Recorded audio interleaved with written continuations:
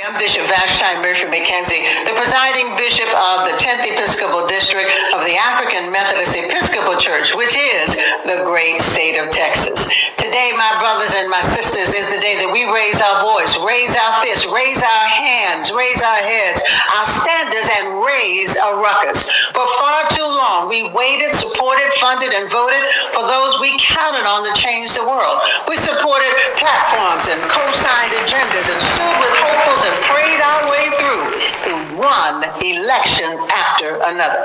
Now, my sisters and brothers, we must embrace the potential that we are the ones also called to change the world.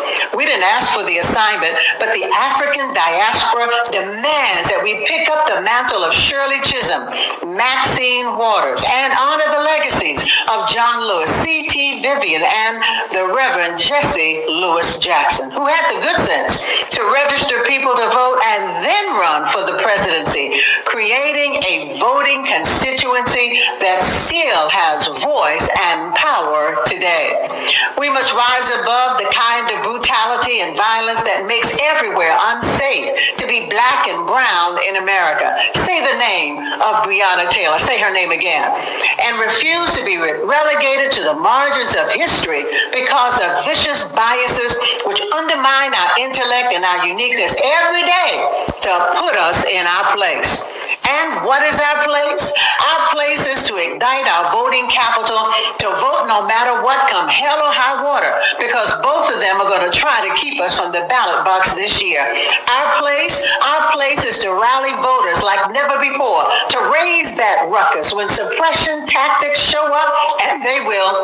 And we got to be poll watchers and election volunteers. Be prepared to stand in line as long as necessary. Get that absentee ballot and vote early.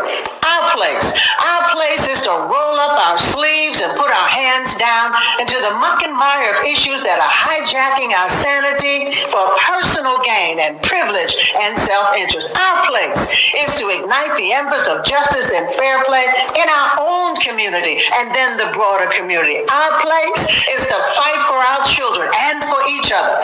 We must not allow the viciousness of the opposition to hurl vile words and comments at our candidates that go unanswered. Our place is to uplift the first African-American woman to be nominated Vice President of the United States and not join in evil, mean-spirited sport of defaming black women publicly or privately. Don't mess this up with infighting and pettiness, and all crabs in the barrel, relax. Our place is to raise our voices, raise our fists, raise our standard, raise a ruckus, to be change agents of a generation. We're strong, we're capable, so let's galvanize this democratic process and stop wasting time. We wasted. The news is it's midnight, but the good news is it's midnight. You missed it, and you missed your shout. The bad news is it's midnight. The good news is it's midnight. Because when it's midnight, it is also saying that it is morning time. Even though it's dark, morning is coming. I know morning is coming. How do I know morning is coming? Because Carlyle was right. No lie can live forever.